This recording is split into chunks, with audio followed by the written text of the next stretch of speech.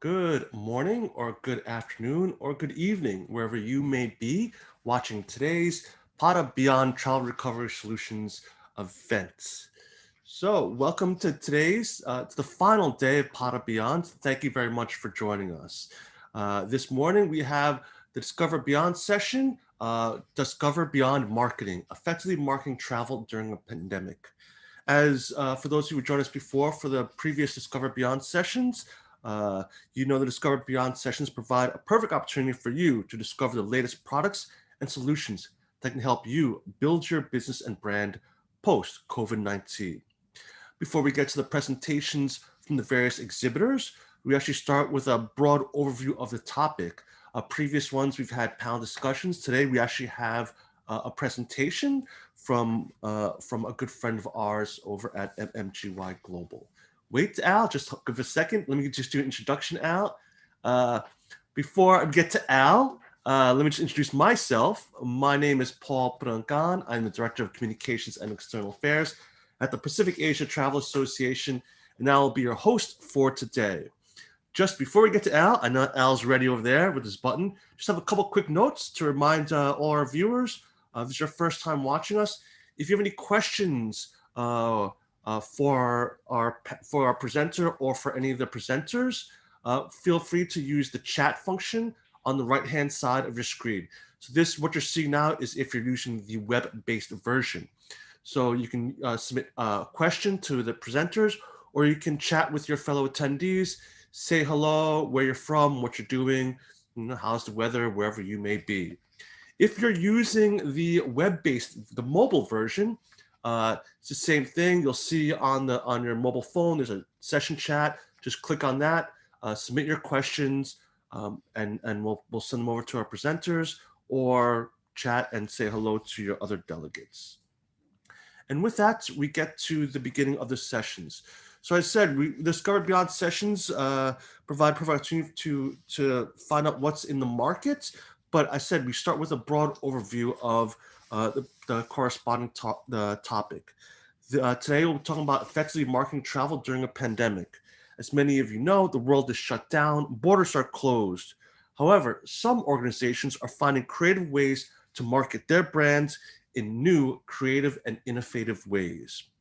Our presenter will take a look at some case studies of successful marketing campaigns that thought outside the box and kept the dream to travel alive. With that, we have Mr. Al Merchant. He's the partner at MMGY Global and chair of the Travel Council. Sorry, he's as as a partner at MMGY, his focus is on the development of international insights, and as a chairperson of Travel Console International Marketing Agent Consortium. He also serves on several nonprofit advisory boards. I know he started out his career as an educator, and he still conducts marketing presentations throughout the world to help educate industry stakeholders. And with that, Al, you can come on. Al. Thanks, Paul. All right.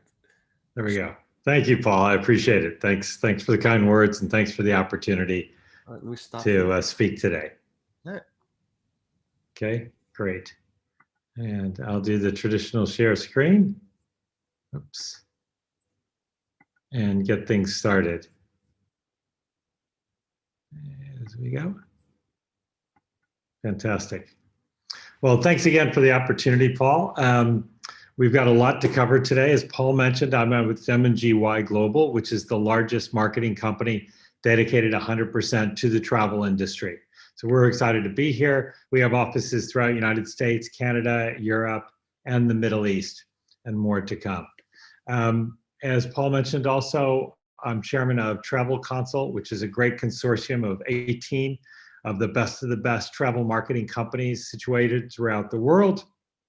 All in total, about 500 clients, over 55 offices with over 800 marketing experts, all integrated campaigns for whatever clients need, destinations, hotels, etc. And we can talk more about that online. As I mentioned, our focus is 110% travel and tourism industry. That's our expertise.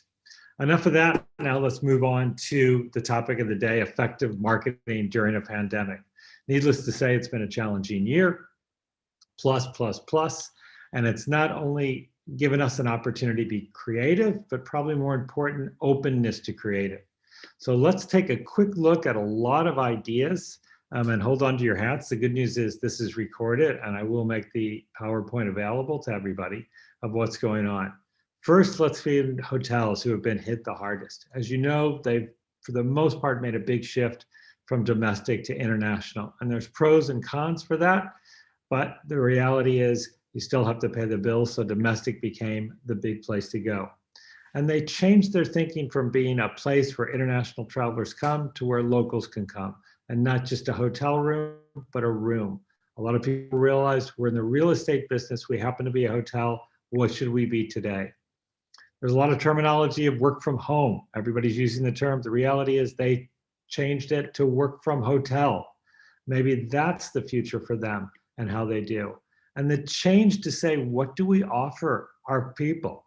It used to be we have a great bed. Now, no, it's about Wi-Fi. It's about social hour. It's about the mini bar. It's even about laundry and the gym and everything else that makes a day event or using the room as an office more applicable.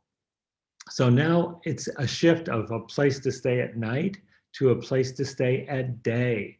So book a workspace at a luxury hotel. You need it, you know it. And they've redecorated their rooms. Maybe the beds are out and more comfortable things are in. Maybe there's more tables. The Wi-Fi is stronger. Even some who know hotels are redesigning altogether and making the kitchen table and the kitchen bigger than the actual bedroom. A whole new philosophy of how you build, a whole new philosophy of how you use the room. This is somebody new called Zuko, who's actually building new properties right now, who've made it a home and an office hybrid to really revolutionize the way things can be looked at forward. As I said, they've shifted their thinking. This is a great example of a deluxe room for 59 euros. Now the difference is it's only from 8 till 1900. This used to be called day rates. Now it's called office rates, but there's free parking, which is very important, which they never happened before. Of course, free breakfast and everything close by and free coffee. And then it's the complete shift. Only 30 euros extra, you can stay the night. This is one where I live in Los Angeles at the Intercontinental downtown. Once again, 9 to 5, wireless internet, standard office supplies, coffee, refrigerator, grab and go breakfast, et cetera, et cetera. And here's the funny part, $219 for the day, but for only $50, you can actually stay the night, what a hotel used to be. And if you want to go upscale, that's still available too. For only $945 a day, You might even be able to get a big suite and be able to have people over and meet with them too. And of course, stay vacations targeted to locals, but you couldn't just say, come to a hotel. You had to go a little beyond that. You had to build something for them. This is the front page of Airbnb, not go away, go near. So what can we offer you locally that you might like? This is up from Santa Monica. We're just going to take a snippet of a video for them. Sometimes it's great to be a tourist in your own city, and that's why the Extra Bedroom program is perfect for locals like us, because it makes it affordable for us to stay in amazing hotels like this one. Have you ever been a tourist in your own city? Sometimes that's just what you need, and here in Santa Monica, the Extra Bedroom program makes it more affordable for us to have a little local getaway. So you can see this is something done by the city of Santa Monica that they put together with a collaboration of several different hotels to offer. If you're a local different. and want to take advantage of this perk, check out the Extra Bedroom program this season. All under Extra Bedroom program to stimulate the interest. Another idea is completely changing what a hotel room is supposed to be and make it dining room. So this is a chance, obviously social distancing, but the beds are out and the beautiful table, probably from the dining room, is in. And now it's changed completely to a luxury hotel and your own private dining suite with your own private butler or meal.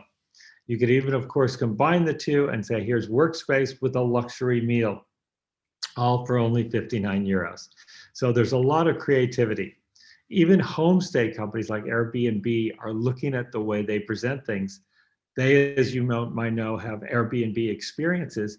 They now are doing online experiences, a way for some of these small players to make some money doing it online, and of course, encouraging people to look more on Airbnb and start dreaming about the future. Very exciting ideas. This selfishly is something that MMGY discovered. There is a new demand for generosity, and we created with several hotels a BOGO program, buy one, give one away. And the whole idea, this was started with a group of hotels out of the New York area, is to buy one hotel and give one to a healthcare worker. So a great way to really play it forward. You get the hotel, and of course the healthcare worker gets a hotel too. A great way to share. This could be a new way of looking at the sharing economy as we move forward, and a great way to respect. So here's different illustrations of how they did it. This is RLH hotels. You get 25% and help a healthcare by buying one and giving one away.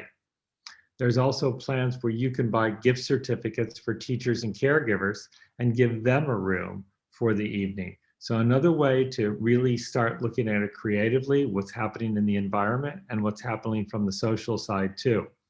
And a lot of times, even a Heroes Vacation Club was created just for the same being, as a way to reward these people, and special rates for the essential workers too.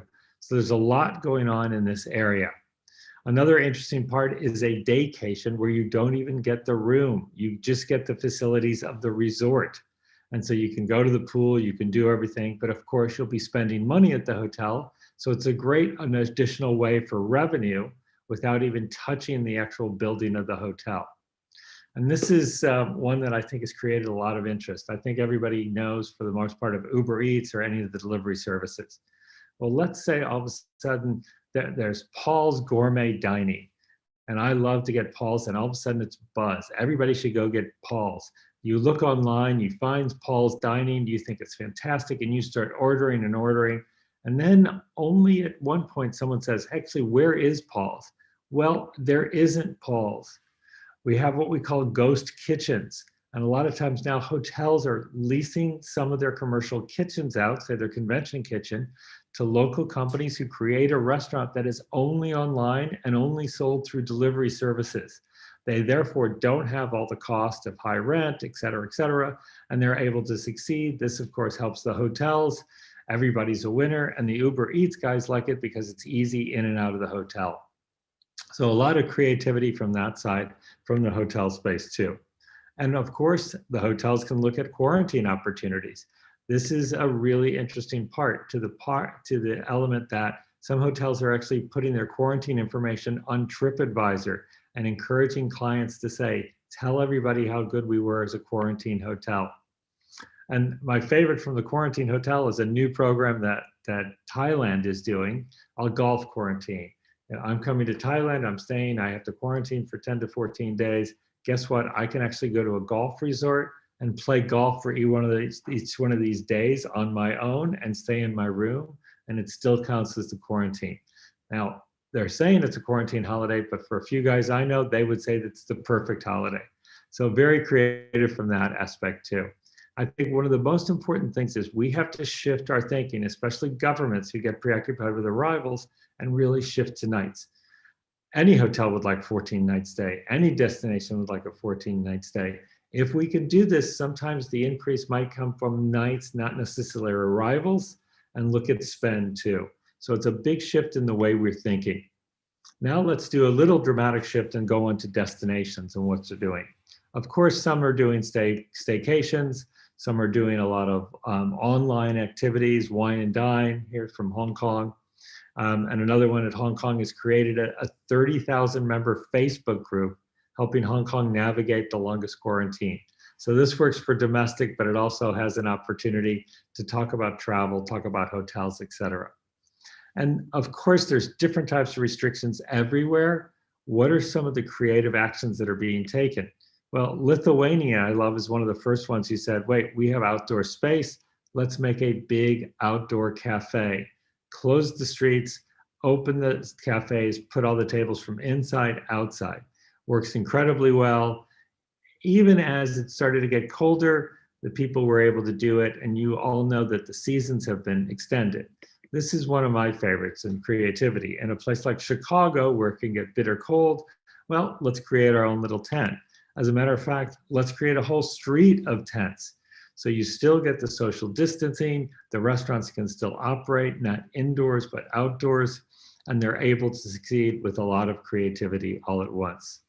There's even times when you're starting to get people to think about wellness during this period, their own mental health, their own physical health. So this is a co-op program with a tour operator in the United States called Tour Radar, and Thailand wellness, but not as you know it. So a shift in getting people to be more creative in, of course, their approach. And many of you heard of the Singapore Cruise to Nowhere. If you can't go anywhere, cruise to nowhere and come back. Some teething pains, but of course, everything has to have start somewhere. And this, I think, is, once again, goes back to the idea of thinking about room nights, not arrivals, where destinations are trying to come up with workations. So the Caribbean, especially for the North American market, has really jumped on this. And they've said, we create a visa that could be a year-long visa and the opportunity for you to work. We've got rate Wi-Fi. This is nomad residents in Antigua and Barbuda. So this is a great opportunity for them to get really long stays. If there's limited flight availability, then you go for length of stay. The Cayman Islands created an entire website just dedicated to this and created a global citizen concierge to help people through, because the spend for one person could be the equivalency of 30 to 40 guests. So it's a return on investment on these types of programs. Dubai, giving a city setting for a little different environment. And of course, with all their flights and the airlines doing very well through the Middle East, it's a prime opportunity for them. This is another interesting one where a nomad village was created in Portugal. Let's hear a little bit of this. Welcome to Ponta do Sol, the nomad village. Madeira has been known for years for attracting the people from all over the world that come here and enjoy this beautiful island, the beautiful nature, the wonderful ocean. Madeira is just perfect, but now we want more. We want you, remote workers, digital nomads, to come here to make sure that you enjoy this at Ponta do Sol, the digital nomad village. What do we have to offer you? We have good internet. We have a working space. I think that's classic because he talks about the beauty and everything that's happening. But the first line that they have to share with them is, we have great internet. So here, imagine now people, especially in the cold, saying, here's the opportunity. Doesn't matter where I work, let's go there. And of course, hotels are starting to be certified for quarantine days. And now all of a sudden the OTAs have changed. There's quarantine packages here on Agoda, 15 nights, once again, length of stay, and even discounts depending on the mandatory quarantine time. Now, that's all great. What are the big first steps towards reopening to a fuller extent? Well, all our research indicates safety is number one, without a doubt. And a lot of destinations like Thailand has pushed that from the beginning, even showing their world ranking because it becomes competitive. We've seen the consumers now say, A, I want someplace healthy, and B, I want something flexible. So showing how they're ranking is an important attribute. And I should say the researchers showed that how the destination's doing, not necessarily tourism, but the destination. Creative things like this, where the Hong Kong airport has installed full body disinfecting booths. What's happened? Look at the public relations that's come out of this. Nothing is said about tourism, it's talking about the cleanliness of the destination. And of course, tracing devices that help keep things in line. Singapore's even got the mobile token that will help people and keep track of everybody that's doing it. Once again, creative, a robotic dog that asks park goers to practice social distancing. These types of news articles are what convince people to go to a destination. They know what the destination is doing. So this is another one, very creative, out of Japan, where they're setting up these different ways for people to keep social distancing. It locates people, it puts a circle around them and fills that circle with fish. If you invade somebody else's space, then what happens? The fish all escape. So it's a very creative, fun way to teach people. It's very unimposing to them, but it certainly gets the point across of what they're doing. They've also done it with people as part of the imagery, so obviously not language dependent. They can even do it in an elevator to show how much space you need. So it's a constant reminder for people. And once again, these types of innovations are what gives destinations great public relations and the ability to say they're clean, it's safe to come to this place without pushing it. And of course, the touchless part you've seen in airports. Some people have been ahead of the curve in starting this, but we'll see more and more of that, and it helps that. The temperature gauge, I think, is something that we will see from now on in hotels and all sorts of different settings where it's an automatic temperature gauge for everybody before they enter in. And worldwide, we see different certifications from different destinations. At one point, we thought it would have to be a worldwide certification, but our research is indicating not that at all. If the country has a great certification, consumers are willing to travel. And I thought this was great creativity too, where Singapore has a cruise safe certification too, taking it one more element and putting another set of criteria. As I said, it's not only safety, it's security. Here's Etihad introducing free global insurance coverage to give the consumer a little more points at ease. And of course, what will be the future? Will there be a vaccine passport? For those of you who remember, traveled through Africa, there used to be a yellow health card. This could be the next step. Will it be vaccine? Will it be health? Nobody's 100% sure. The only thing we are pretty sure of, it will be digital and a lot easier to take with you and work as you book on airlines. As I mentioned, one of the key elements from the marketing is making sure that you stay in touch with your consumer, even if you're not open for business. Germany's done a brilliant job with VR tours that really let you go wherever you want to go throughout Germany. This is one of my favorites out of Japan's on the onset, on the hot springs bath tour. It's a VR tour that you can literally take in your bathtub. Just watch the electricity part, but this is a great idea to be at home and start to fantasize about going to Japan. And last but not least, this is one of my favorites, the Faroe Islands, which really competes way above its weight class in creativity and what they're doing, have just released this. So we'll share this with you.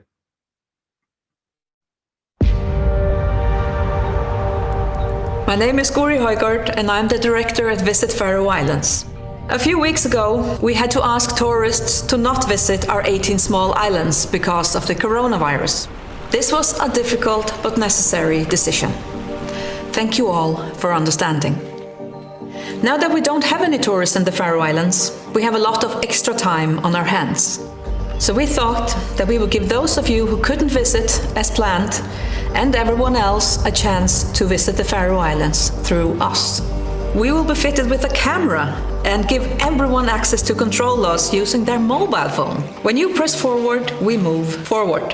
When you press left, we turn left. And when you press jump, well, we jump. Each trip will begin in a new location, and as a virtual tourist, you can ride, sail, and even control a helicopter. So you can literally sit at home and control a helicopter in the Faroe Islands. Where we end up is up to you, as long as you keep us out of harm's way. You can take a free virtual trip at visitfaroeislands.com or follow our adventures on Facebook and Instagram Live. In the meantime, we look forward to welcoming you back to the Faroe Islands in real life.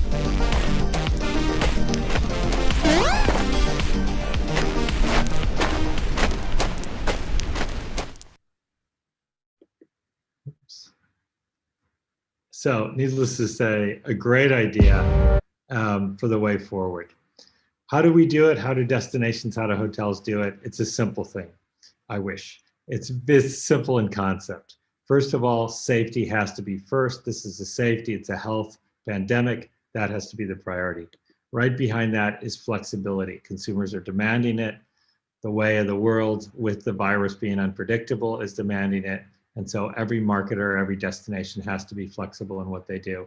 And it all comes down to creativity. As you can see, there's a lot of creativity without a lot of cost. So we challenge everybody to think outside the budget.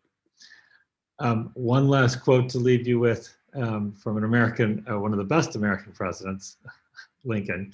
The best way to predict the future is to create it.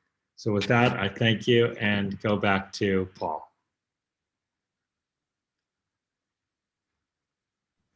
Thank you very much, Al. Always enjoy your presentations. We have a couple minutes, so I have a couple questions. Hopefully you can stay and answer them. Just don't Sure. take that much time, but couple questions. So, I mean, we have this idea of safety being number one, but what's the balance, right? Because when people think about travel, right, it's an escapism, and one thing you want to kind of escape from is the doom and gloom and pandemic. So, what's that balance in terms of promoting that message of health and hygiene, safety, and sort of that escapist? I mean, should you heavily rely on health and safety, or what does that look like?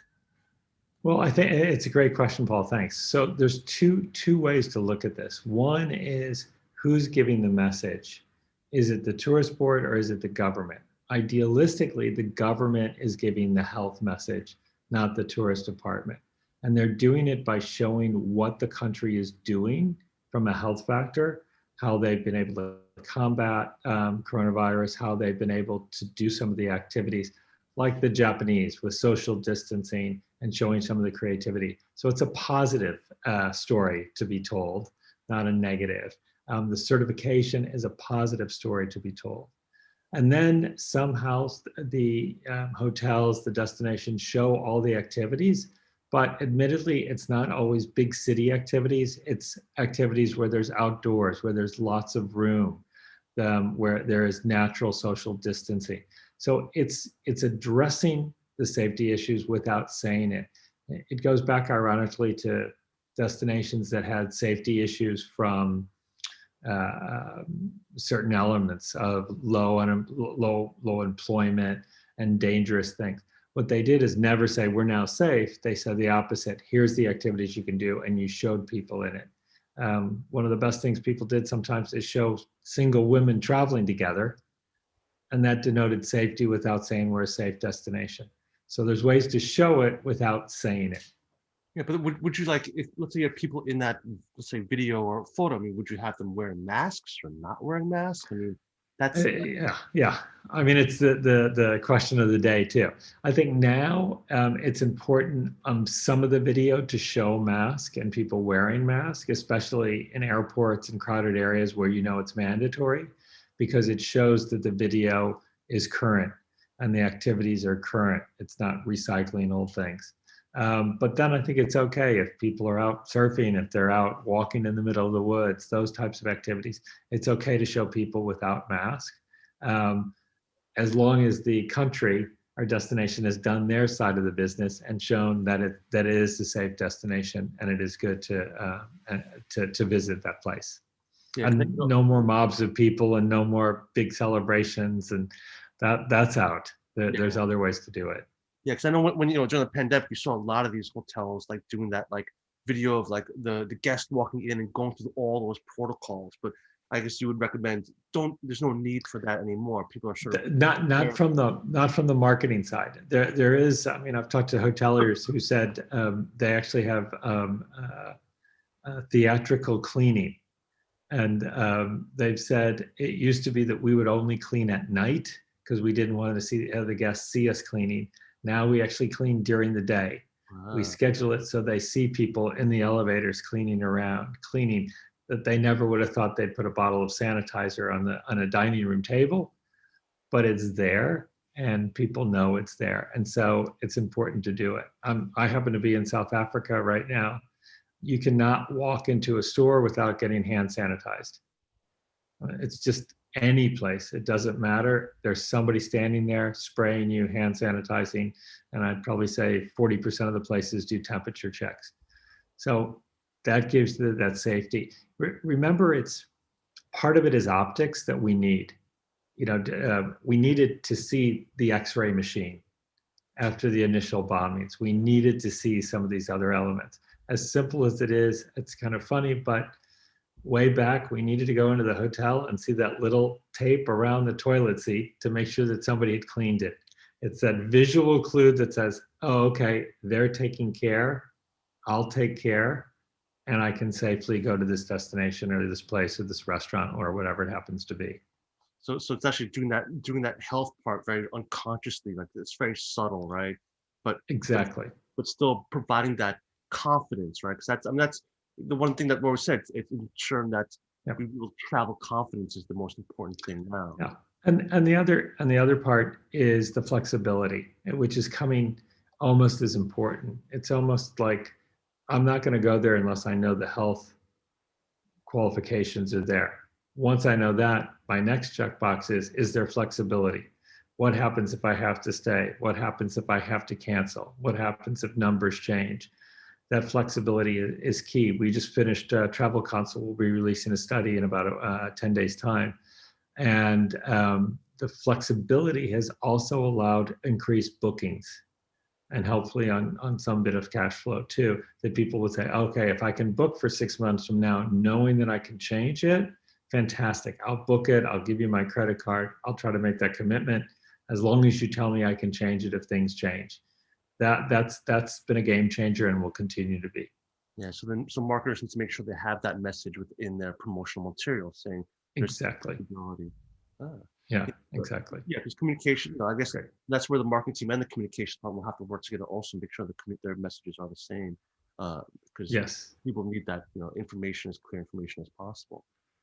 By all means. And then just when the case for Faroe Islands, I mean, do you know if they've seen a lot more search for Faroe Islands now? Like, have you seen has there been a huge spike now, or?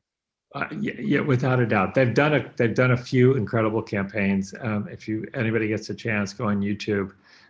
Their probably most famous initial one was instead of Street View, it was Sheep View, where they put cameras on top of sheep and let them go around, to the point that it got so much notoriety. I mean, millions and millions of views, that Google came out and did a program with them, which got even more millions and millions of views. So here's a destination, I think 3 or 4 years ago, nobody would have heard of the destination. And then they did an incredible job of getting well known, and they're continuing to do it.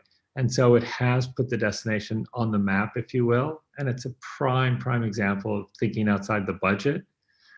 Everything that they've done has really cost them little to no money.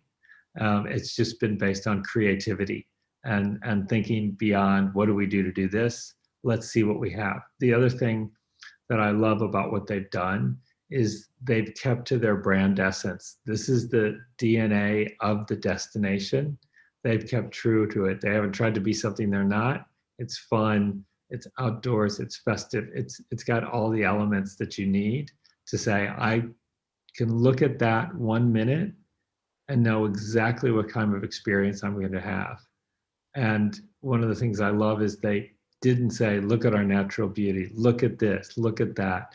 They didn't do what 90% of destinations do, which is let me show you 500 little photos and show you a logo at the end and hope that you'll come for one of those things. They've said, this is who we are. Please come and like it if you're a person who likes this. Yeah, and then we'll welcome you. And just the visuals on the back, they didn't have to point to it. You just saw it there. It's there. It's the old picture is worth 1,000 words. Let the destination sell itself to the people who will want to buy it, and not try to be all things to all people.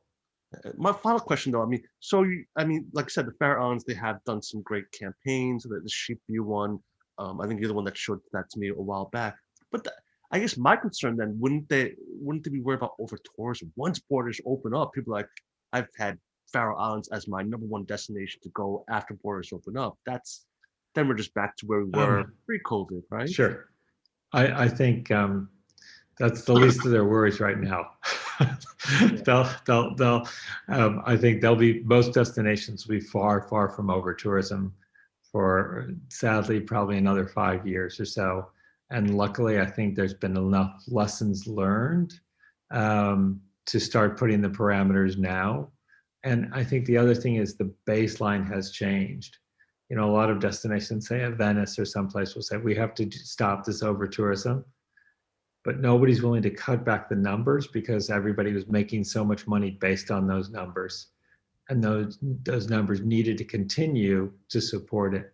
Well, that baseline is gone. And so we have a different baseline. If you were used to having 1,000 customers a day, to someone come in and say, well, now I only want you to have 700. Well, wait a minute. I've got a business based on 1,000. Well, now the business is based on 100. And so if you come in and say, we need to stop at 500, I can deal with that in a new environment that I wasn't able to deal with before. And so I think those parameters are front of mind. And I think that'll be a new way forward before we get back to some of the problems or challenges that we had.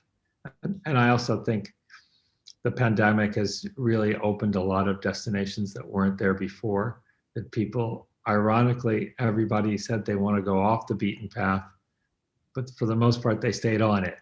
The pandemic has caused people to look specifically off the beaten path and find places that they hadn't seen before.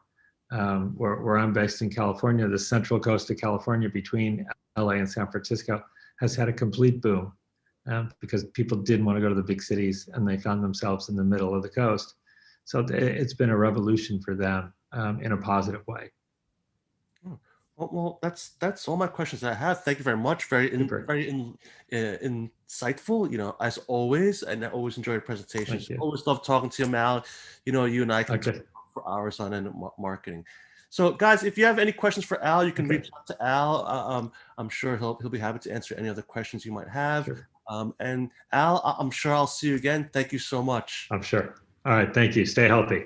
You too. Stay safe in South Africa. Okay, so we've come to our quick fire presentations. So we have several companies with us. Let me just share my screen here. We have several companies with us going to presenting about their organization and what they're currently doing and how they can help your business. So from your representatives from the Asian Development Bank Tourism Trends Project, Simplify, the Mekong Tourism Coordinating Office, Simple View, and GLP Films. Just the format of this, it's a 5-minute presentation. Then you'll have 3 minutes to answer any questions that you might have. Please note, I want to remind everyone, there's a slight delay from us shooting the video for this, and you're watching this. So it's about 30 seconds. So if you have any questions, don't hesitate to send them in, right? If you wait till the very end, we might not end up being able to answer it because of the delay. So if you have any questions for any of our presenters, please do just put them into the chat. My team here will send them to me. I'll ask the questions to the presenter, and don't hesitate, ask away. So with that, we get to our first presenter. He is the advisor for the ADB Future of Tourism project. Ladies and gentlemen, please welcome Scott Wayne. Hello, Scott. Hi, let me share my screen. Okay. I think I shared the wrong screen. Do you see the presentation? Nope, I don't see anything yet. I think, Okay, just a second. oh, I see it. Now just full screen it. Or presenter. Okay, there we go, great. Okay, you're right about the delay. Okay, looks good. So, great. Well, good morning, everybody. Good evening from a very icy Washington, D.C. And it will be snowy by tomorrow morning. I am with a project, the Future of Tourism project, the Asian Development Bank, and my colleague Peter Jordan and I are tackling this kind of crystal ball project. I am a longtime tourism consultant, sustainable development. I've been with the World Tourism Organization, World Travel and Tourism Council, and my own consultancy for the last few years. This project is what could best be described as a sort of crystal ball collaboration between the Asian Development Bank and UNWTO with assistance from PATA. And it's part of a series of studies, major studies that are trying to answer the question of where is tourism going to be over the next 2 to 5 years? What is it going to look like? What is tourism demand going to be? We are just starting this. In fact, this week the project is launched, and we're going to be intensely researching over the next few months up to May, and hopefully by July, August, we have final reports to present. And we start with 3 key assumptions: that sustainable tourism can be an important pathway, significant pathway for recovery. Al mentioned the word over-tourism, and that's not a word that we've heard at all this past year. And in fact, sustainability is, we've heard quite a lot of mention of sustainability and a lot of lessons learned from the past. And hopefully moving forward, we will see demand for sustainability translated into more planning, but that's one of the questions we're going to be looking at. Also, an emphasis on regional cooperation, that it is going to really take countries working together, especially in intra-regional travel and travel between countries, and coordinating on COVID protocols, on visas, transport connectivity. And the regional cooperation will hopefully expedite solutions for recovery. The third assumption is that a lot more future demand is going to be driven particularly by younger generations, and our study will have an emphasis on millennials and Generation Z. We really see the younger generation shaping evolution of the regions post the Asian regions travel post-COVID. So we're going to be doing a deep dive into consumer values and attitudes in the APAC region. How is demand going to be shaping up over the next few years, and how best to prepare businesses to react, and what sort of assistance do businesses need? What are the consequences, long-term consequences of COVID for tourism in APAC? We're covering a whole variety of segments across the board, and our target audiences is top of the list: ADB member state officials involved with strategic planning for the future and implementing COVID recovery solutions, travel and tourism stakeholders, destination stakeholders. To help us, we have something of a call to action. We need your help. We created a couple of online surveys, and we will post these in the chat room. And we welcome hearing your views, perspectives on the future of tourism. So with that, I think I've just reached my 5 minutes. Thanks.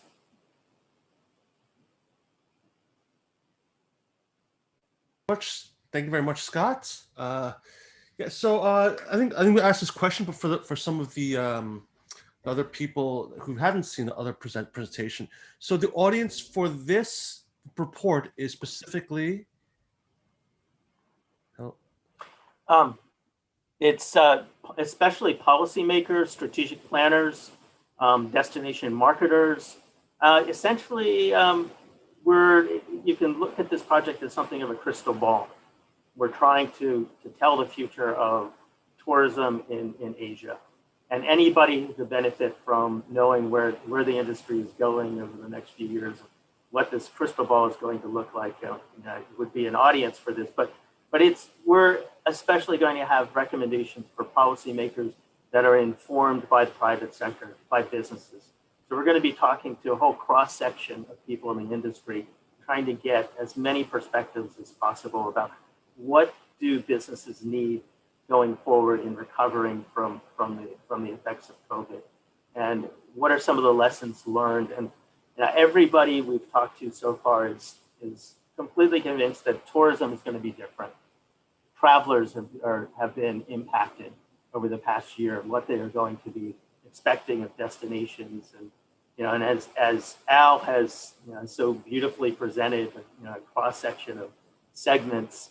You can really start to see how these changes are already taking effect. And these are going to be long-term changes. So you have to have really effective strategic planning and be ready for these changes. And that's what we hope this study will accomplish. Yeah, when you say policymakers, I thought this sort of in the beginning, I've been during the whole pandemic, there's something that's crossed my mind is that, a lot of times the tourism industry was talking to itself, right?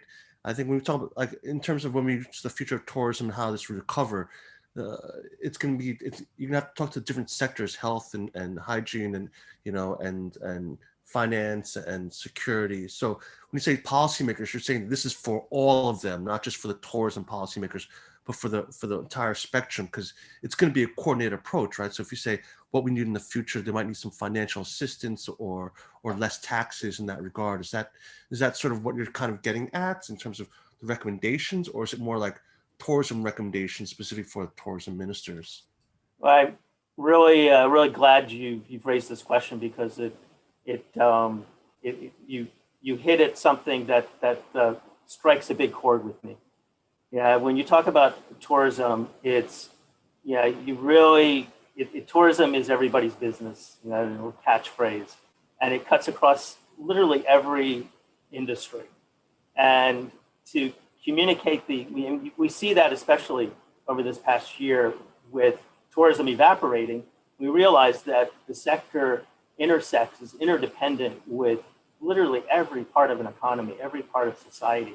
And so in planning well for the future, in trying to really have a great crystal ball, you do need to have a holistic, whole of government approach and involve multiple sectors, multiple agencies. It's really critical in planning, especially for sustainability. And one of the things I didn't mention is that there is an emphasis on helping destinations achieve the Sustainable Development Goals.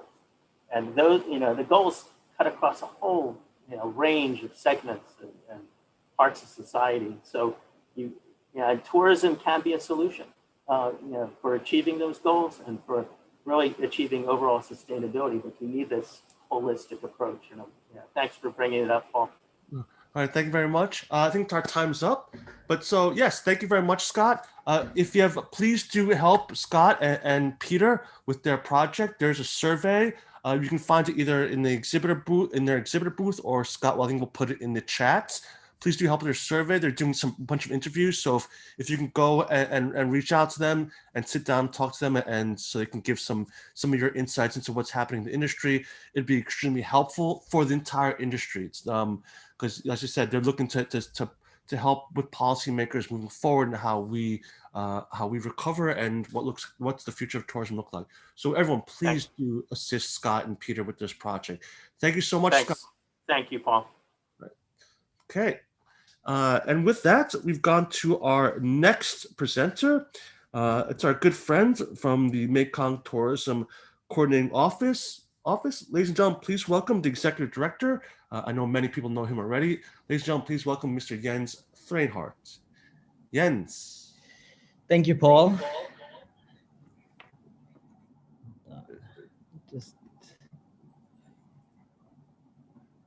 Okay. Thank you, Paul.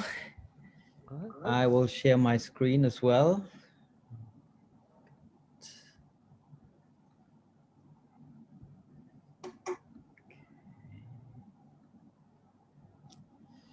You're all set. Okay, well, thank you very much. Well, first of all, thanks for the opportunity to Pater and Mario and Paul. I think this is a fantastic event. And I'm also very pleased to learn about this ADB report, and very excited to see actually that one of the priorities is looking at regional tourism collaborations. And we are a regional tourism collaboration with the 6 countries of the Greater Mekong sub-region: Cambodia, Laos, Myanmar, Thailand, Vietnam, and China. So many of you know the Greater Mekong sub-region, and obviously many of these the industry is affected, especially the small businesses. And sadly, I mean, we see every day that businesses are closing their doors. So we have our Experience Mekong collection, where we have 300 small responsible travel businesses and social enterprises that we put together almost like into a consortia or into a community. And that has been quite powerful. Now, as we see it, the path to recovery is businesses and destination must be engaged. So it must be a very collaborative process. Destinations also must be kept top of mind. Al mentioned that in his report as well, and had some fantastic examples around that. Capacity must be built for businesses to react to changing markets. So again, I mean, this is the right time for businesses to look at transforming themselves, looking at digital capacity, and so on. And then revenue needs to be raised for businesses quickly, obviously, in order to keep them alive. So how we see is that actually this can be achieved by a combination of engaging storytelling and deals, which kind of drives social commerce. And research has shown that actually strengthened consumer trust is achieved by that, and that also increases sales. Now, what we have come up with is a recovery solution or system, which is actually combines these approaches from inspiring storytelling, which we call Mekong Memories, trusted recommendations, which is Mekong Secrets, and valuable offers, which we call Mekong Deals. All these are integrated, and businesses are engaged to engage their travelers and residents to share and engage in these activities. So the first one is Mekong Memories, and I go very quickly through that. So this is the idea where many people have actually memories on their phone, some hundreds and thousands of photos and videos. And if you live in South Africa or in New York or in Sydney or in Frankfurt, you know, you can now share these, and we're looking to work with some of our stakeholders to as founding partners to build that, and people will share them similar to our Mekong Memories campaign, Mekong Moments campaign, and then can win prizes. So there's visual content that's shared, that's submitted, and then obviously that links back into the business of that company. The next one is Mekong Secrets, and this is really about the idea of having residents share their hidden gems. This could be a little art gallery, a little bar, a little museum, something in their area. And that obviously creates also great content, which can be linked again back to the business. So travelers can register, and they can also browse by location and interest and themes. Stories are connected back to the businesses, and that obviously drives a lot of inspiration. And the last thing is we call Mekong Deals. This is where businesses can upload their own deals in voucher format, non-refundable. That brings business and revenues directly to these enterprises and helps them survive this pandemic. So experiences can publish their deals. Is also working with UNWTO in this concept of voluntary labeling, where we can bring in obviously businesses that have sustainability or accessibility or whatever it might be in terms of categories that have been certified. and that obviously is also a trust driver for consumers. So the system structure is, on one hand, all these businesses will register for free in a central database, which is powered by Envoke, which is it's a social commerce and collaborative engagement system. Then these businesses get marketing automation services and tools to drive capacity, especially digital capacity, and then they can access these initiatives, memories, secrets, and deals. So from an integration standpoint, obviously this can be geographically, so it could be global, it could be regional for the Mekong region, and then also trigger down into countries, destinations, cities, even sub-destinations within a city. So for example, Bangkok could have their own platform, but if I'm a business in Bangkok, I would also be in the Thailand platform and the Mekong platform from this standpoint. It could be then also linked to themes. Yeah, this is the last slide. Okay. Themes, if it's culinary or wellness or sustainability, and then it links into these initiatives. And that's it for me.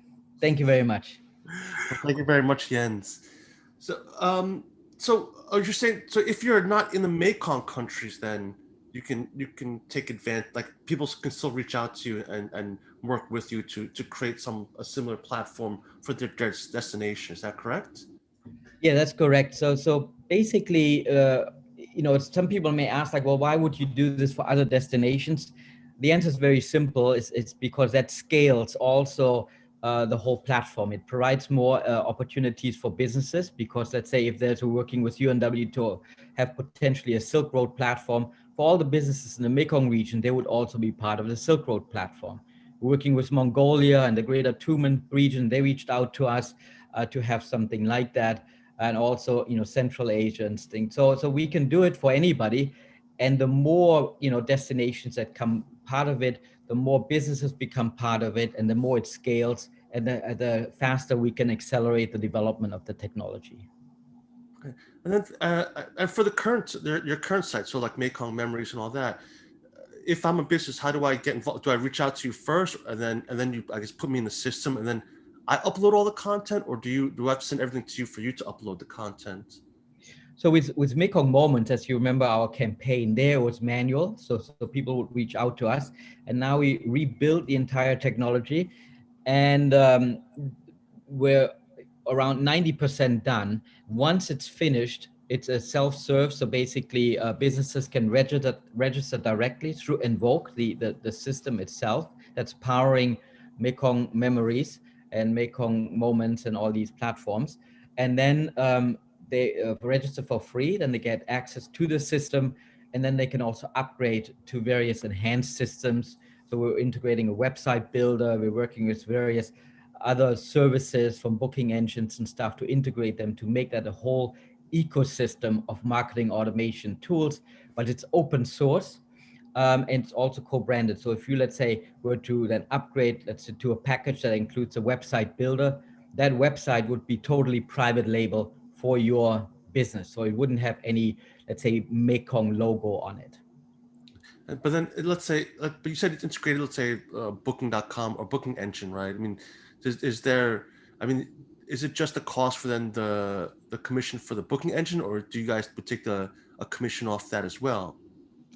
So yeah, so the beauty is that you as a business, you have full control of what you want to do. That's what I mean by open source. So it's not like a closed system like an OTA or TripAdvisor and so on, which is either, an online travel agency or media company. This is a technology platform where it's completely open. So let's say you have a hotel, Paul, and you say, well, you know what, I want to, link to my own website. Fine, you can do that, or your own booking engine, or it can even be integrated via an API. Or you say, no, I want to link to booking.com or integrate booking.com into this, a platform. You can do that. Or you say, you're a small business and you want to have a booking engine.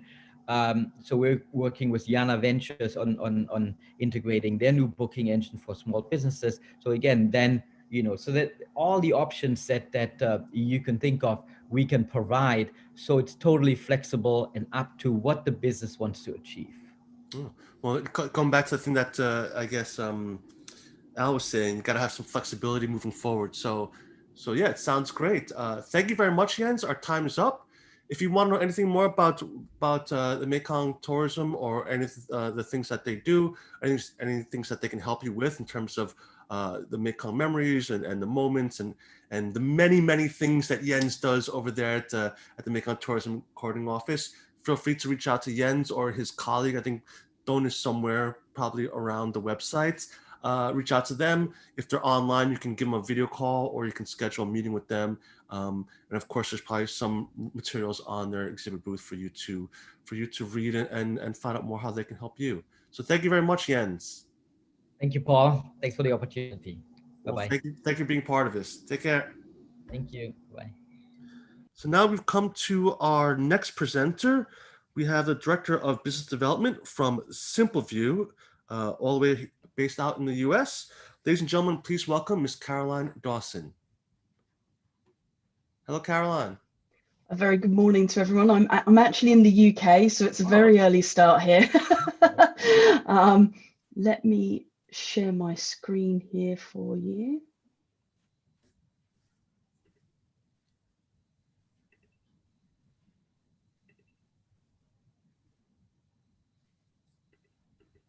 Sweet. Can you see everything? Yes, looks good. Perfect. Well, first thing, thank you very much for having us. We're delighted to be with you today.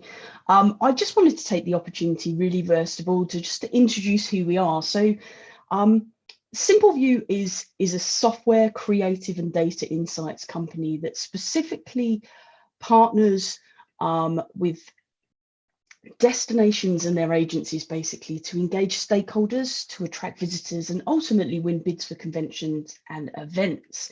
For anyone who doesn't know us, we actually provide technology solutions and services to more than 900 destination marketing organizations and conference bureaus globally. We are extremely lucky and extremely proud to work with some amazing organizations across the globe. And here are just a very, very small selection of those. But 85% of our client base is actually made up of smaller destinations and CVBs with, under 10 staff who most importantly need to ensure that the sites and the technology solutions that they have work for them.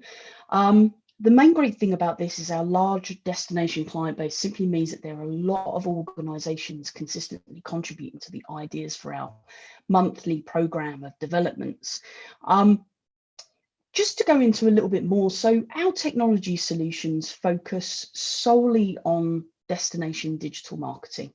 At our core, we build award-winning websites, as you can see here, which are powered by our own content management system, and we implement our own industry-leading CRM, or destination management system, as we prefer to call it. And we also provide everything from search engine optimization and digital marketing services, as you can see here, to mobile app development and digital accessibility. At our heart, we provide industry-leading interactive destination marketing solutions, and then we work with our partners to improve their overall value proposition so that they can ultimately better communicate their worth with all of their key stakeholders and local businesses, which is more important than ever, obviously, at the moment. We ultimately basically supply a complete dedicated destination marketing platform. So the idea is there's less complexity than dealing with multiple organizations. Over the lifetime of the company, as I mentioned, SimpleView's designed and developed two key technologies, and they integrate seamlessly to let destinations and our partners accomplish basically more goals in less time. So you have our CRM solution, which is our DMS, our destination management system, and our content management system, our CMS. But we obviously understand that all of our partners' websites and their business relationships don't exist in separate worlds. So ideally, neither should the tools that they use to manage them, hence why these integrate seamlessly. Just digging a little deeper into this and really just very briefly introducing the SimpleView DMS is basically designed to be the central database for all information relating to the daily operation activities of a destination organization. The idea is it allows staff to be more effective and productive, and show the impact that the Bureau really has on their destination and the value that they're bringing to their partner businesses. The solution is really comprehensive and powerful, but it's intuitive and simple and easy to use. Then you've also got the content management system. Now, this is designed to address our partners' need right out of the box. All of our solutions are built as a SaaS platform, which, as you can imagine, just allows users to really receive a higher quality updates a lot faster and make things a lot easier for our partners to use. Obviously, within 5 minutes, I can't talk about everything that we do, but this is just to showcase SimpleView as a suite features more than 30 products and services that help our partners to be savvier, more efficient within their job roles. And in a nutshell, we offer a full spectrum of creative digital marketing services. Now, I've been sharing this online, so we know that 2020 has been really difficult. So there's been some really useful resources and recommendations. I'm more than happy to send some of these over to you, all around digital strategy. And in summary, basically, we're here to provide solutions that are built for the way destination marketing works and help destinations tell their unique story. But please don't hesitate to reach out if we can help or support your destination or organization in any way. Here are my contact details, but please do reach out to us. I'd be happy to speak to you.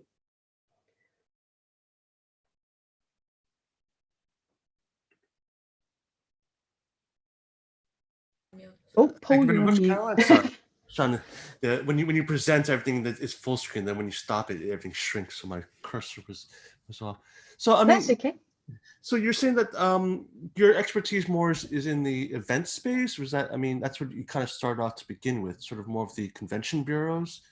No, so we specify in destination marketing. So we work with DMOs and conference bureaus. So our solutions work across the tourism boards and conference bureaus, but also our technology also now spans to be able to reach out to not only our clients, but our clients' clients. So the stakeholders, your venues, your hotels, our technology has got a lot within it.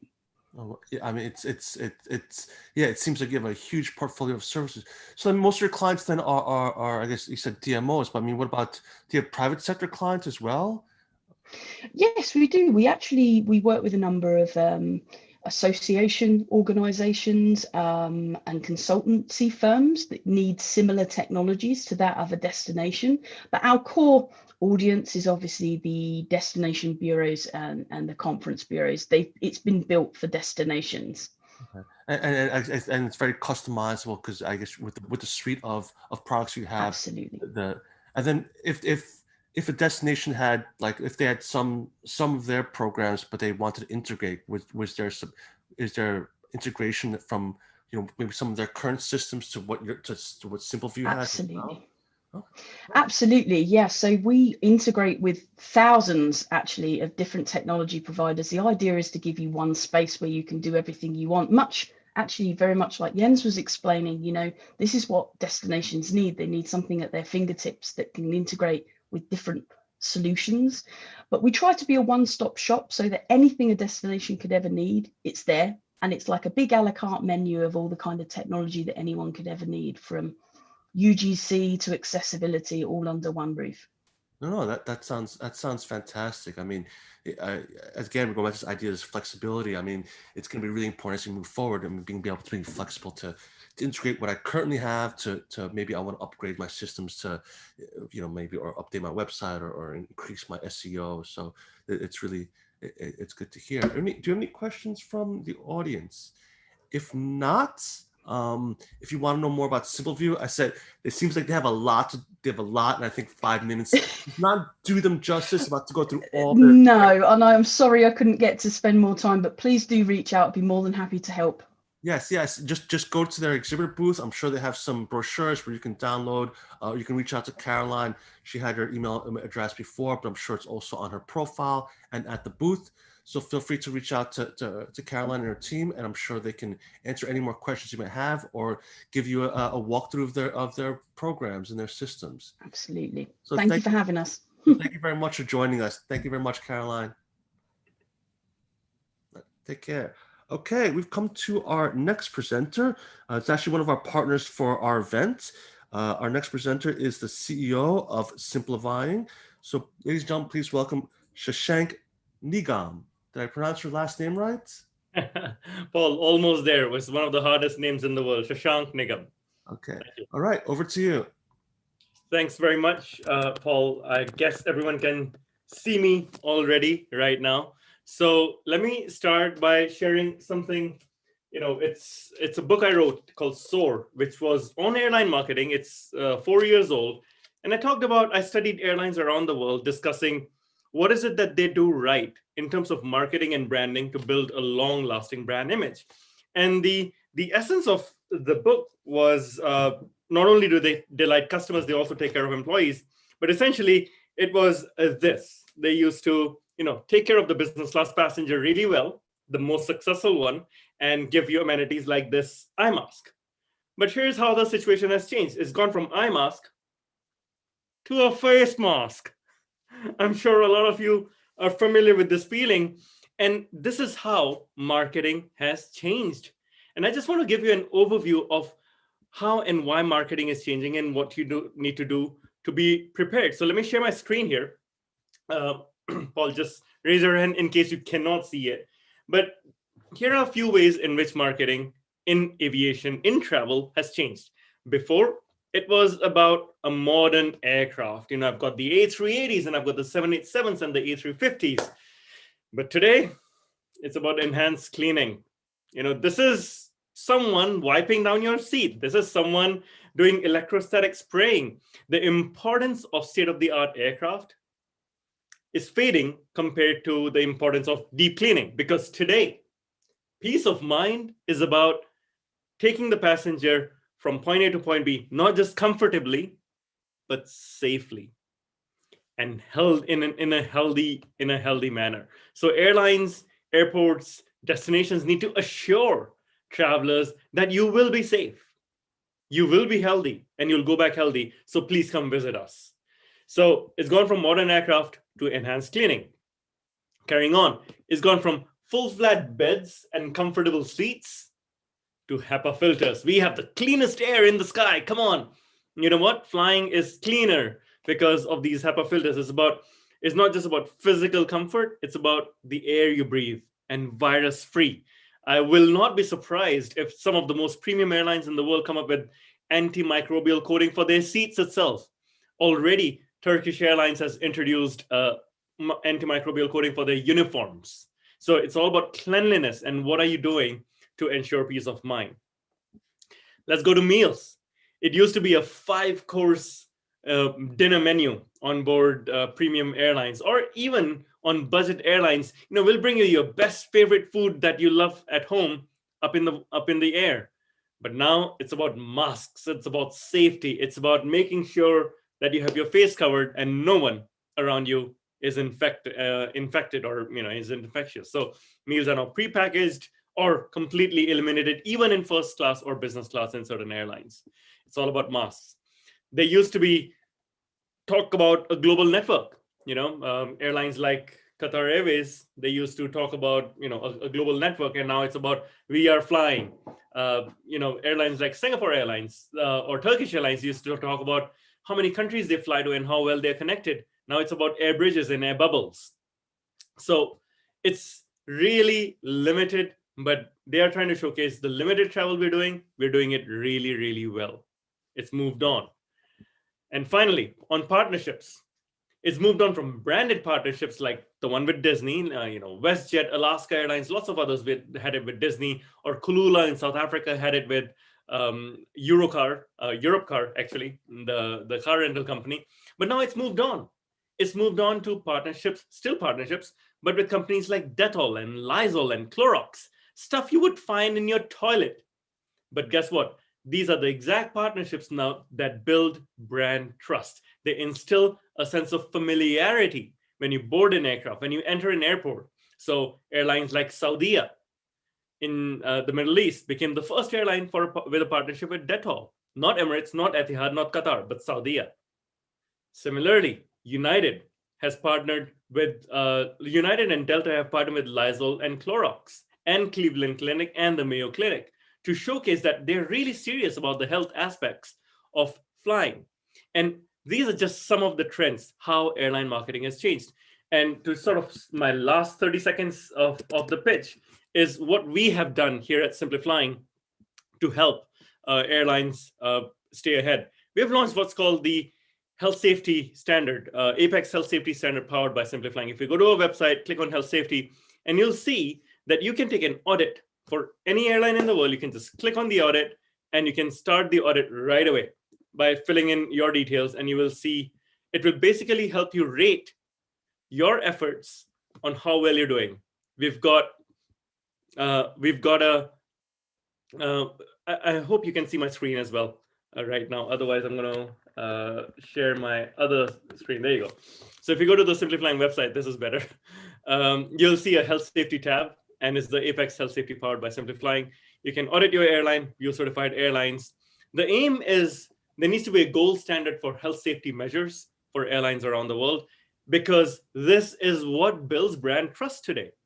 It's not the flatbeds, it's not the comfortable seats, it's not the 5-course meal. So what can you do to be proactive in terms of health safety? We rate the airlines across 58 areas, across 10 stages, from online check-in to testing methodologies to back pickup. And what are you exactly doing? And currently, there are 3 different ratings. We have over 15 airlines certified already. It's been just 3 weeks since we launched, and there are over 30 airlines around the world that are still undergoing the audit. So I'd love to invite anyone who is working within the airline space to come and take the audit, because this is how we rebuild brand trust in a post-pandemic era. Thank you, Paul. Thank you very much. Shashank, I have a couple questions for you. The audit. So you said it's you go to the website, you do a self-audit, right? Yep. Is that correct? But then, that's great. But then who then does someone else think a third party come in to double check? How does that work? So we do the verification. So the step one, as I said, step one is the self-audit. You go ahead and fill up all the things that you're doing right now. Then we come in and we help with the verification. A team member from Simply Flying, a project manager, will be assigned to you to lead through the verification and going through all the evidence, video, actual Zoom calls with tours of the airport on what's being done of the airline. Cleaning logs is what airlines have been uploading, certifications that local government has given in terms of cleanliness and things like that. So then the verification happens, then the certification happens. And all that's remote. So all that's remote. So your team's doing the auditing all remotely. Is that correct? Okay. Exactly. We are living in the digital era, right? We're doing this over Zoom. So 100% remote, indeed. Okay. And then I guess, as you said, I think you said like each destination will have their own sort of standards or guidelines, or each, I guess, aviation ministry would have their own standards. So then you guys would be familiar with each of those country standards. Is that correct? And that's exactly right. We take into account the local regulations. We take into account what's required in each country to ensure that the airlines are complying and passengers are safe on both ends. Okay, and then so they get their certification. I think you have these the certifications, and then they put this on their website and they put it in promotional materials. Yes, they can put this on their website. We've got some airlines that are putting it on their amenity kits in flight. Some are putting it on the FID screen at the airport, and some are even putting it on the masks that flight attendants wear. Oh, wow. Okay. Okay, so we do have a question here. So prior to COVID, some of the leading airlines were competing by saying they have the largest network. With many airlines now in severe financial difficulties, will they be able to keep all these amenities, or will they go the LCC way and charge extra item by item? Well, here's my prediction. I believe that post-COVID era, at least in the next 12 months, every airline in the world is an LCC. Every airline is competing for the leisure traveler who's sorting by price and wants to fly in the safest way possible. So you will have unbundled business class fares like Qatar Airways has introduced. You will have fares on Singapore Airlines that are beating or matching AirAsia fares, for example. So don't be surprised when you see a Thai Airways competing with a Scoot on a Singapore Bangkok route or a Singapore Hong Kong route, for example. So every airline is an LCC in the short term. Well, I guess what do you?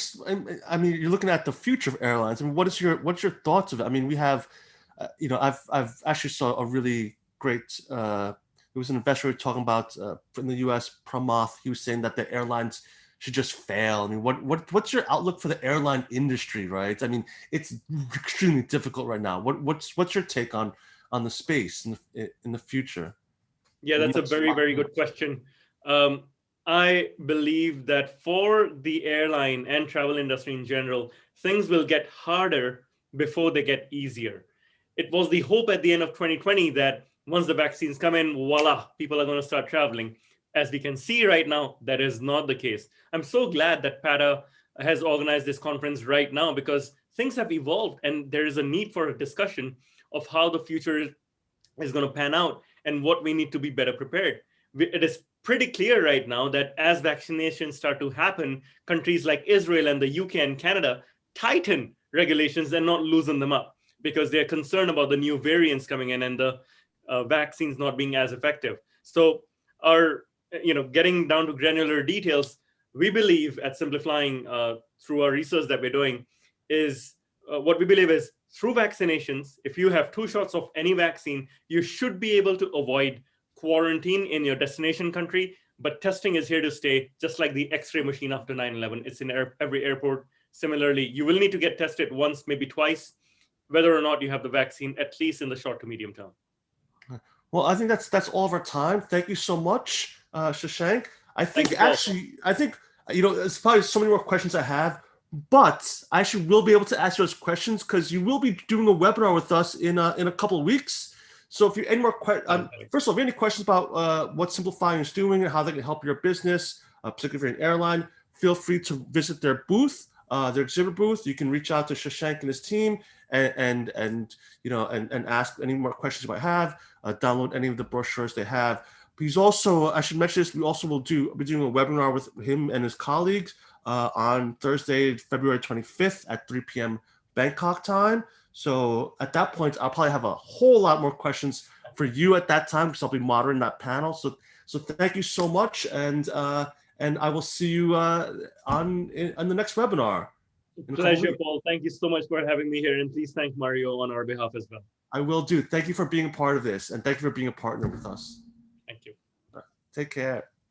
Okay, so we have one more company to present. Unfortunately, they're based in the US, but they did provide us with some videos that they would like for us to play for you. So ladies and gentlemen, please sit back, relax, and we got just 2 videos that we'll play for you. And this is from GLP Films, our good friend Rob Holmes and GLP Films. So with that, I'll leave you to watch this video.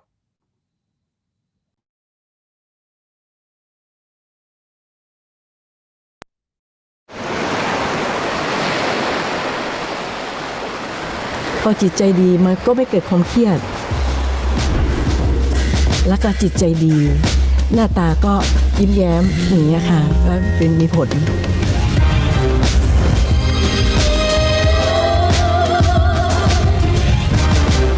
คนที่มาเที่ยวอยากได้ไปเจอไปเห็นเหมือนกับเรากับที่เราเห็นคืออยากจะให้สัมผัสธรรมชาติที่ยังดิบอยู่ไม่ได้มีการปรุงแต่งอะไรมากมายจะได้สัมผัสธรรมชาติจริงๆครับผมมองว่าตัวผมเองก็โตมาจากคนเลี้ยงช้างมีการศึกษาที่ดีอะไรต่างๆที่ดีก็เกิดจากเขาเราก็อยากจะทำให้ทุกสิ่งทุกอย่างที่มันเกิดขึ้นคือย้อนกลับไปหาที่ตัวของช้าง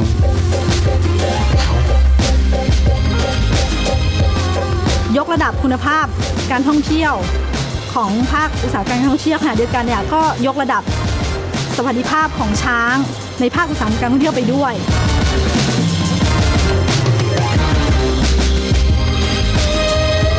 มันจะอิ่มก่อนนะกันต้องอิ่มก่อนนะกัน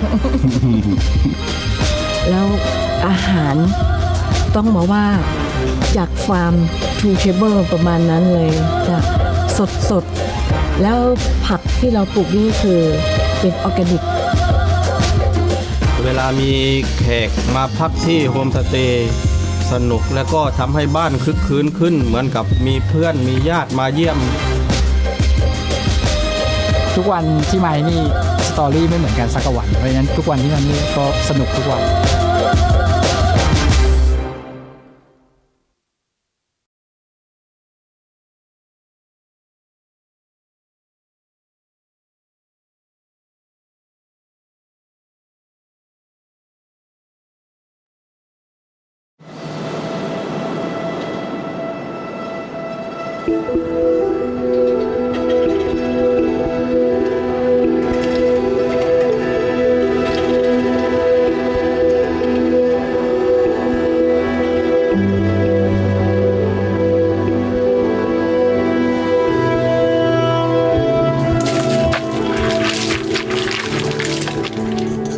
คือเรื่องการอนุรักษ์เราอนุรักษ์มาตั้งแต่รุ่นบรรพบุรุษนะเพราะว่ามันเป็นเหมือนกับซุปเปอร์มาร์เก็ตของชาวบ้านพวกกุ้งหอยปูปลาคือสามารถเจอในป่าชายเลนได้ทั้งหมดเลย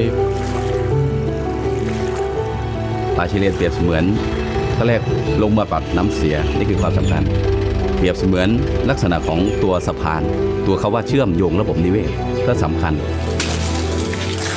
คือการอนุรักษ์ไม่ใช่ว่าไม่ให้ใช้ประโยชน์เลยแต่คือให้ใช้ยังไงให้ยั่งยืนเพื่อจะได้ใช้ถึงรุ่นลูกรุ่นหลานต่อไปในอนาคต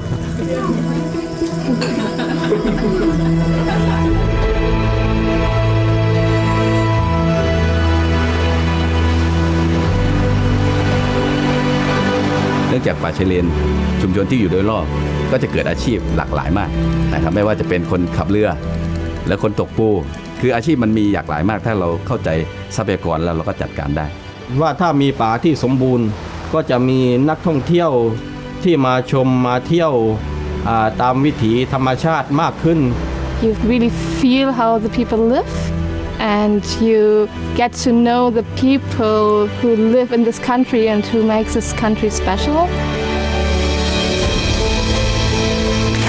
แล้วก็บรรยากาศของน้ำทะเลที่ข้างนอกมันเขียวใสแล้วก็หมู่เกาะที่ยังเป็นธรรมชาติอยู่คือเมื่อได้ขับเรือไปเจอก็อยากจะแชร์ประสบการณ์จากที่เราได้ไปเจอแล้วสวย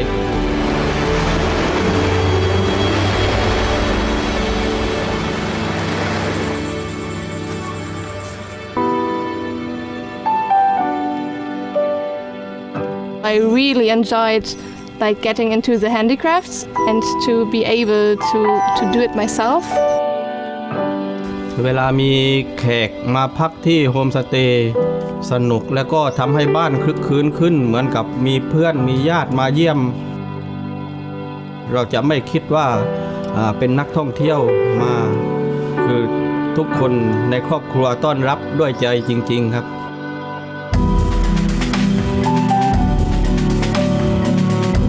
มุสลิม 99% ไทยพุทธ 1% เราก็สามารถอยู่ร่วมกันได้โดยมีความสุขไม่มีปัญหาขัดแย้งเรื่องศาสนาเพราะว่าศาสนาเป็นเรื่องการนับถือทางจิตใจเพราะฉะนั้นเรื่องศาสนาจะไม่มีปัญหากันเราสามารถอยู่รวมกันอย่างมีความสุข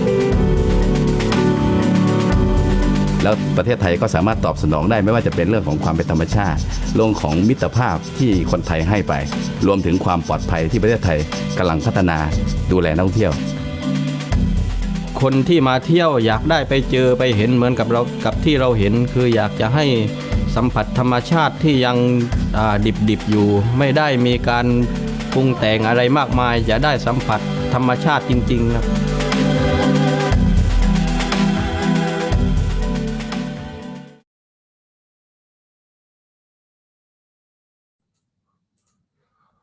Well, thank you very much. That was GLP Films, a content marketing agency for the travel industry. They've done, if you haven't checked it out, they've done a series of videos called Tourism Strong. GLP presents their Tourism Strong video series. They're looking at various destinations around the world, from Costa Rica to Uganda, New York, and just celebrating the resiliency of the travel industry through positive tourism stories. So please do check them out. You can check that out at glpfilms.com. But any more questions you might have about GLP Films, feel free to reach out to them at their exhibitor booth. They do some great work, some great video. Rob and his team, we've worked with them before, so they're a pleasure to work with. So please do reach out to Rob and his team. I'm sure they're happy to help you create beautiful content, very strong when it comes to sustainability. Rob is very much, it's something that he believes in very much and tries to incorporate in any stories that they tell as part of their marketing efforts. And with that, that is the end of today's, this morning's session. So this, let me share my screens very quickly here. Excuse me. Sorry. 1 second here as I just get to this. Well, thank you very much for joining us this afternoon. This morning. All the days start blurring into one here. But yes, first of all, thank you to all of our presenters, Scott, Shashank, Jens, Caroline, and of course, thank you to GLP Films. Thank you very much to our presenter. Thank you, Al. It's always, as I said, it's always a pleasure to hear from you. Always a pleasure to talk to you. A fantastic presentation. If you're just catching the tail end of this session and you missed Al's presentation, please do go back and watch it. For any of the sessions that passed over the past 3 days, you can watch them on demand. Fairly easy. Go to the schedule, click on the session you might have missed. You can then watch it right there on demand and rate them, view them, share them with your friends and colleagues. Thank you again to all of you for joining this this morning's session for Discover Beyond Marketing. Thank you, of course, to our sponsors. This event would not be possible without the help of ADB Ventures, TCEP, and Simplifying. If you enjoyed this session, please do make sure to join this afternoon session. It's at 2 p.m. That's 2 p.m. Bangkok time. It's Discover Beyond 2021. As you know, we've seen travel slowly restart, whether it's domestic travel, there's maybe some regional travel. So we're getting a glimpse of what travel is starting to look like. So this afternoon session, PADA CEO Dr. Maura Hardy will take a look at what we've gone through for the past few days and sort of help and show us paint a picture of what we can look forward to in terms of the travel industry going forward. So please do join us. After his presentation, we'll hear some presentations from the following organizations: Masterplan, Dragon Trail Interactive, Talent Basket, Sugati, hope I'm pronouncing that right, and Japan-san. They all have different solutions. So please do join us and find out what these companies provide that can help you with your business moving forward. And with that, if you have any questions about today's session or about any of our previous sessions, about any of our activities at PADA, our upcoming activities at PADA, anything at all, feel free to reach out to me. My email is paul@pada.org. You can also check out our website at www.pada.org. I should also let you know that you should also follow us on Facebook or LinkedIn or Twitter or YouTube if you haven't. On YouTube, you can catch all of our previous webinars. So like, subscribe, stay up to date with all of our activities. Thank you again to our sponsors. Also, thank you to all of our partners, premier partners, Premier Media partners, strategic partners, preferred partners. And that's it for this morning's session. I will see you this afternoon. Thank you and have a good afternoon.